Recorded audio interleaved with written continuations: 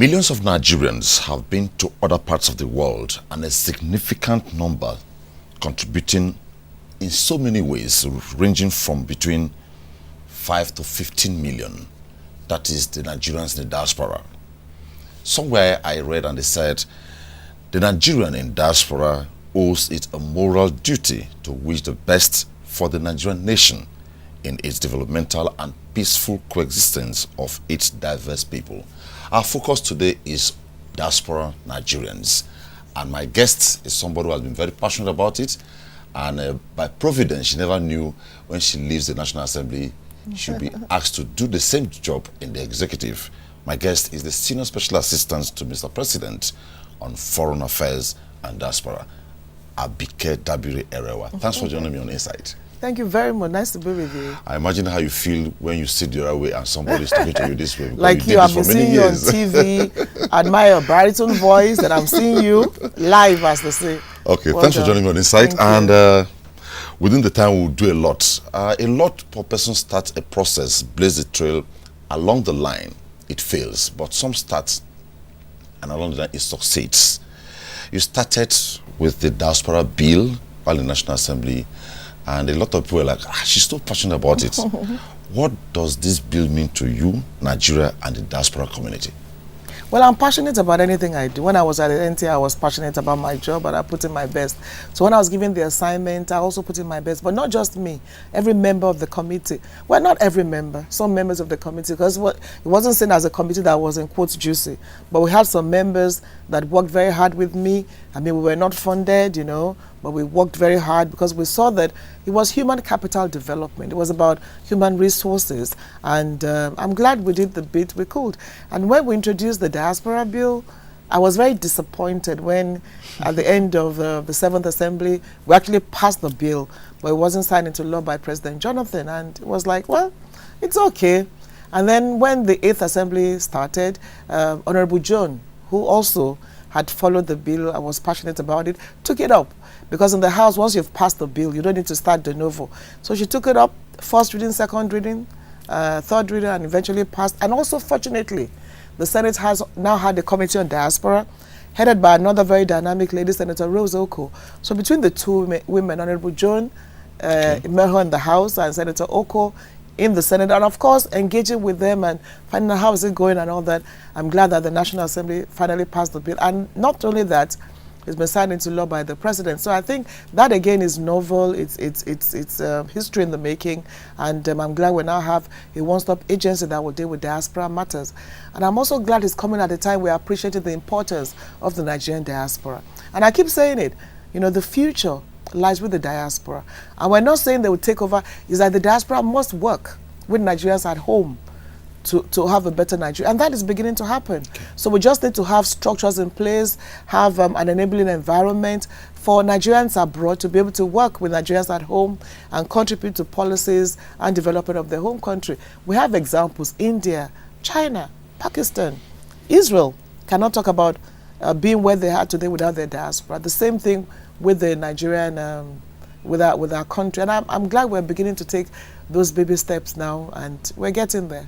Okay, so you have talked about what it meant to you now. You drove it and you saw that it worked. No, I didn't say I drove it. Everybody, not just me, it was people not that about worked you. with me. And in particular, the two ladies who championed it in the 8th Assembly and ensured that it became law. And the National Assembly, that decided to pass it. So that vision was collective effort. That vision was on a mission, and the mission we're now calling the Diaspora Act. Yes. A component of that act is what interests me now, mostly now that the National Assembly is working an amendment to the 1999 Constitution. Voting rights for Nigerians in the diaspora in 2019. Will it be feasible? Realistically, not in 2019. I mean, let's face the reality. However, the Diaspora Commission doesn't have anything about voting rights. But the commission should be able to drive issues that Nigerians in the diaspora are passionate about. So, for instance, you should be able to get people together to lobby the National Assembly to amend the Constitution, as is being done now, to make it possible for Nigerians in the diaspora to vote. And I'm glad that INEC said, listen, we're ready.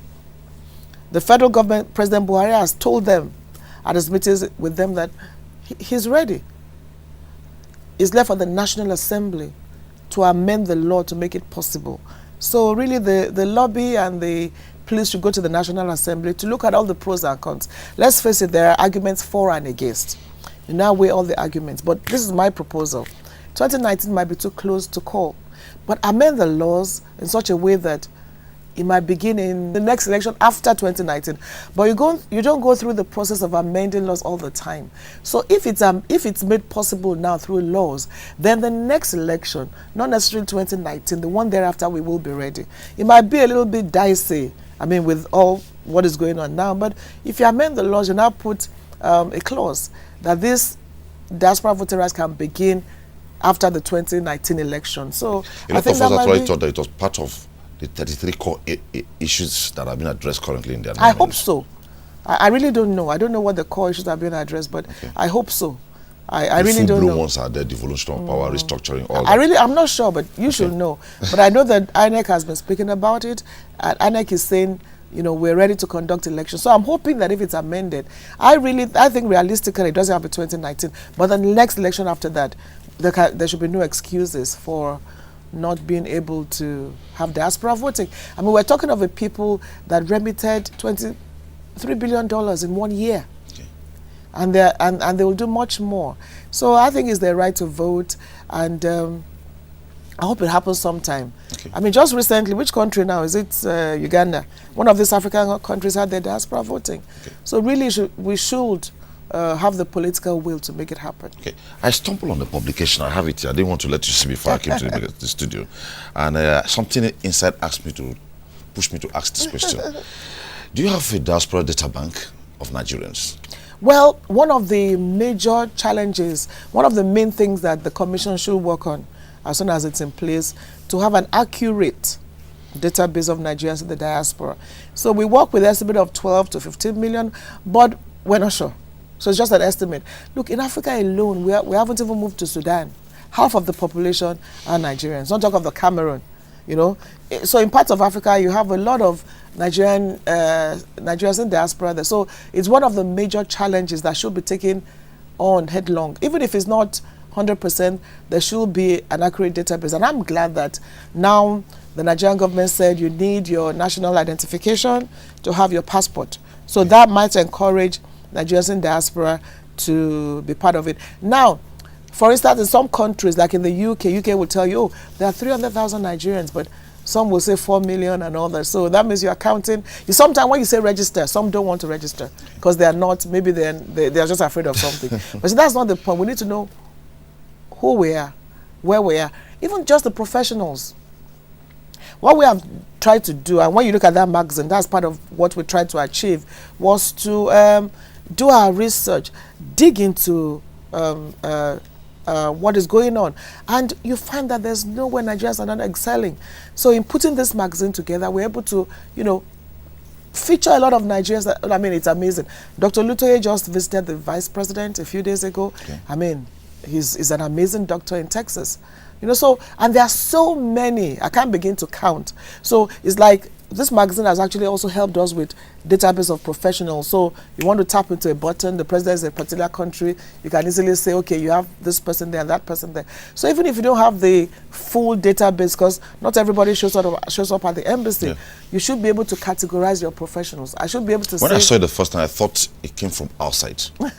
It's a wholly Nigerian product. And it's put together by young Nigerians who are just, you know, just sit there, put everything together, printed here, and I'm glad it's doing very well, the Diaspora Quarterly. And, how wide is the circulation? Well, it's basically for Nigerians in the diaspora. Okay. I mean, it's not a large, there's a lot of online presence, about just celebrating who we are. As time goes on, the young people behind the magazine will, you know, continue to expand on it, because the idea is that how can you have so many people doing great things and you're not talking about it? So it's the beginning of a platform to celebrate the successes of Nigerians in the diaspora. Okay. Just to sustain this, when you travel out and you meet somebody of where you visited, maybe say Addis Ababa, Egypt, we have so many Nigerians here, and they don't get to know the figure, but they have the impression every 10 blacks you meet on the street, maybe 5 are Nigerians.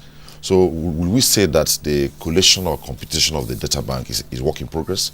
Oh, it is work in progress, because what they say is out of every 4 blacks, out of every 4, 1 must be a Nigerian. Sure. You know, so and even Obama described them as the most educated immigrants anywhere in the world.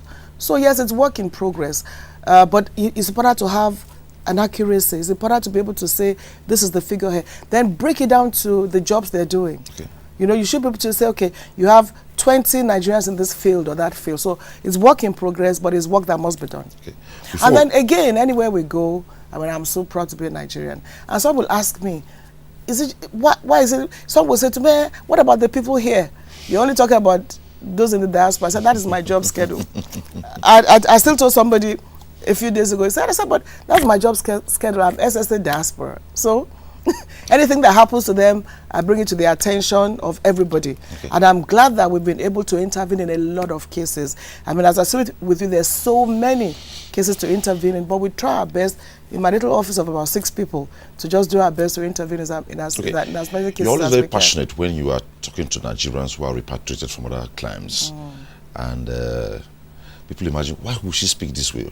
Can you sustain one message again to them? Because as we speak, a lot are thinking of maybe going to the back door to travel out. Well, it's sad, really, because you find that, look, there are different categories. There are those that I really feel sorry for, are those that are tricked. And I'm glad NAPTIP is doing a great job with the new DG of working at that.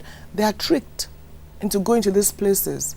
No, they don't willingly. Some willingly do. There's a guy who sold his property, raised 3 million naira, he now went to Libya. He's back now with nothing.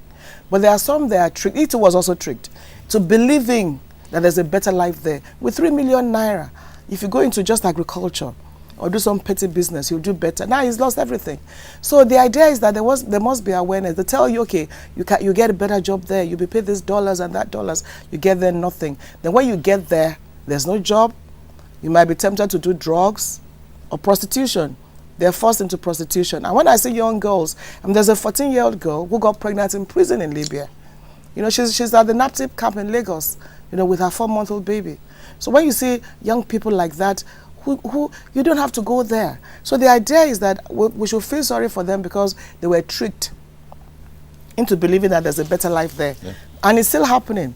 So the idea is working with NAPTIP, you know, and media and all that, is important to let everyone know that it's not a better life out there, especially for people. And meanwhile, people are making money from trafficking these young girls and boys. Okay. You know, in Burkina Faso, there are, you know, girls and boys of less than 13, 14 that NEMA and NAPTIP and IOM. Are you talking about maybe a desk office in some of these countries? No, the Ministry of Foreign Affairs, with the Diaspora Commission, the ministry, there should be diaspora desks in every country. And there are particular countries where you need them more than others. So these areas of trafficking, it's important to work with NAPTIP to ensure that. And then most importantly is that when the distress calls come, let somebody, you know, hear that call. Okay. Okay. You realize that when that call is heard, we've been able to save a lot of people. And I have to particularly thank the International Organization for Migration for, you know, being of great help to the Buhari administration. Because since January, we've paid a lot of attention to ensuring that, you know, most of this, and there's distress calls were answered. And my appeal is really not worth it. You know, no matter how bad things are here, if you see what they're going through there, it's not worth it. So I hope the message will keep resonating. I hear so much about the $300 million diaspora bond. Okay. Can you tell us a little about it? Yeah, that's also history in the making. Again, the process started in the last parliament. It wasn't concluded, but it started again under the current Minister of Finance, Mr. Diosho. And thank God, Nigeria was able to successfully float a $300 million diaspora bond, and that will be the first. I'm sure there will be many more, and it was a very successful outing. There were some complaints from some Nigerians in the diaspora that they didn't hear, but it will only get better. So how is it going to work? No, it's already a bond. It's for investments. The beauty about the diaspora bond is that there's an emotional attachment to it. You know, you're a Nigerian somewhere abroad, and you feel you've invested in your country. You know, so I think that's it. That there's an emotional thing that, you know what, I'm part of this investment in my country. Okay. So as time goes on, you're going to hear more about it from the DMO. and how it's doing and whether another bond will be floated. But it was Nigerians in diaspora were quite excited about it, and a lot of them said, well, we didn't get to participate, so they're hoping that the next one they will participate. That shows the passion they all have. Even if maybe you're not the one managing it, when a lot of Nigerians heard about the Diaspora Commission, some were like, will it not be some kind of functional overlap or functional conflict? Let's talk about the commission on the Diaspora Commission. With who? With the Minister of Foreign Affairs? No, absolutely. In fact, when we did the bill, the conflict was initially under the presidency. You see what I'm saying? But in the parliament, we went through a lot of debate. It's better that the commission will be one of the parastatals in the Ministry of Foreign Affairs. Because even in doing this job, all interventions, you work with Foreign Affairs. You know, right now this office is with Office of SGF. But when interventions come, you are working with Foreign Affairs. All my staff are from Foreign Affairs. So it's actually going to be another parastatal that will be strictly for diaspora with the Ministry of Foreign Affairs. So it's going to make life easier, both for the ministry and for the Nigerians in the diaspora, because you now have somebody to talk to with issues of diaspora. I mean, there's so much to do in foreign affairs, consular, bilateral, and all that. So, and then you can get the problem sorted much more easily. Okay. So I think it's going to be a win-win situation. It's good you arrested it because it concerned people. How will the commission function? But with this now, if the commission had been under the presidency, but we're glad that we succeeded, because initially the initial proposal was president. But when we argued, it was like no. The job is it's part of a foreign affairs thing. So I'm glad that the bill actually will be working with you. It's an independent parastatal. The head of the commission is appointed by the president with confirmation from the Senate, but is domiciled in foreign affairs. Okay, so let me make it a bit personal. It makes life a bit easier. How did you feel? You drove a bill, it metamorphosed to an act, and from nowhere they say, come and head this office, which is almost tied to the bill you drove. Did you feel fulfilled? You mean being an SSA diaspora? Well, you never know where life is taking you. You know, somebody said hard work pays. You know, so you never know. Just my own policies, whatever you do. The other way, the work for hard work is more work? I guess so. I guess so. You never know where. I mean, I would never have imagined that there would be an SSA diaspora under this administration. And well, we're doing our best within the limits of our constraints, but and you know, it's a thing of joy that now you have a commission that hopefully will be properly driven. So for me, it's just that you never know where life is taking you. Okay, I heard somewhere about something about the first ever diaspora festival in Badagry. Okay, yeah. And it says whether opening the door, blah blah blah. Yeah. What is well, this that there's been this festival in Badagry. It's been on for about 17 years. A few years ago, when I was in Parliament, they invited me, and we started discussing with the organizers that it could be really huge because it's about the diaspora, but they didn't have really a diaspora content. So we kept holding meetings, talking about it, before we finally, you know, agreed on having the first ever diaspora, Diaspora Festival Badagry 2017. Now, the unique thing about this festival, there's going to be an international symposium titled Voyage to Heritage, and you're going to have people from all over. There'll be a lot of things. It's going to be exciting, but the key thing is the door of return.